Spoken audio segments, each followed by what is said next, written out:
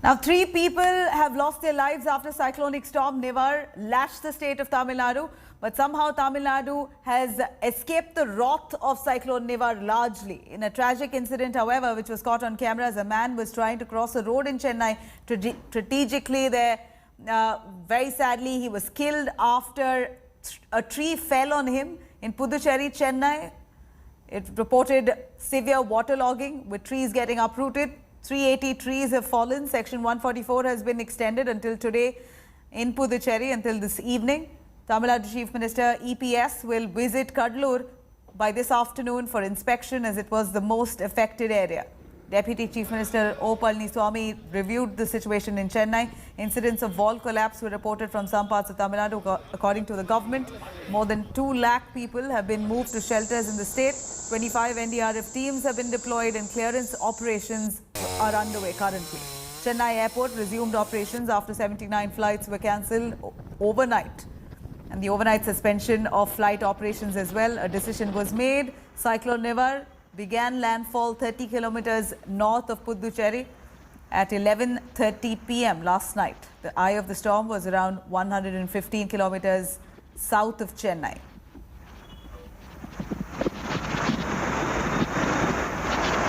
Let's take a look at our reporters on ground, their reports on what they found.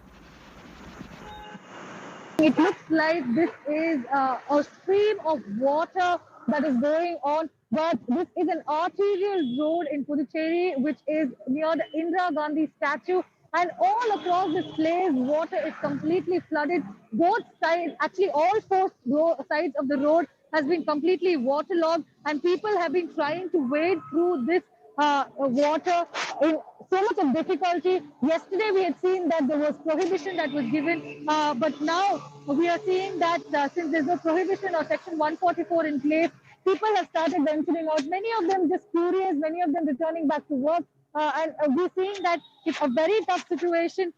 We are also seeing the traffic cops are trying to, figure out how to make these people move in an according manner without creating congestion. But unfortunately, there is a lot of waterlogging here. Water is flowing like a stream, and this is a tough scenario. And now almost many arterial roads in Puducherry are inundated, and it is a big question as to how long will it take for government officials to pump out all this water out of the city to ensure that people return, have a normal life again. Public who have stepped out of their homes are having difficulties venturing out. Many people in 2-wheelers have been the ones who have been facing the maximum difficulty here. And, at this juncture, we can only expect that people start taking caution and remain indoors and not step out. They can at least see these visuals on their screen and understand that the situation outside is not safe. Well, we are now close to the Napier Bridge, and this is what it is quite early in the day.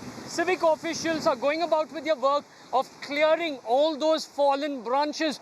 In fact, they have been on their toes from very early in the morning, making sure that people, the citizens of Chennai, are not put to any sort of hardship when they actually come out. And if they come out, especially because of fallen branches, this is the intensity of the winds over here. It is still blowing really hard, and that is one of the reasons why the government decided yesterday itself that today would be declared and has been declared as a public holiday. They do not want people coming outside. They do not want branches falling on people's heads or injuring them, and that's the reason they have taken this decision. So not just there, just look at this. Everywhere, wherever I go, fallen branches. This entire road lined with trees has branches fallen. We saw this last night itself when the cyclone made landfall at around 2:30 in the morning when we actually went out to different streets of Chennai. Branches had fallen everywhere, but civic officials already out making sure that everything is back to normal by doing that work of clearing. With video journalist Divyan, this is Nolan Pinto for India Today. We are right now in Mahabalipuram, and as you see behind me, the NDRF and the local administration is working tirelessly to try and ensure that there is no inconvenience for the general public due to the impact of Cyclone Nivar. What you see here is that a huge tree has been uprooted over here. I believe one portion of that tree, at least half of it, has been split and has fallen onto the road. causing slight damage to the power lines as well. So the NDRF team, they are using chainsaws to cut this tree into smaller pieces and then clear this whole chunk from this area. So talking about Mahabalipuram, this has been actually one of the least affected areas as in terms of the impact is concerned. There has been hardly any loss to property or life so far. So on this side you see the NDRF, and also on the other side you see the local administration, which is actually assisted by the state fire department, the police department, and also on this side you actually see that Tamil Nadu Fire and Rescue Services, which is doing action. So there is a combined effort being carried out by these forces. They're just trying to ensure that this is actually cleared at the earliest from this road. They're doing their best to try and clear this at the earliest. With camera person Madhu Gopi Krishnan in Mahabalipuram for India Today. And we also spoke to SN Pradhan, DG NDRF, who spoke on the steps being taken by the rescue teams involved in clearance operations. Let's take a listen.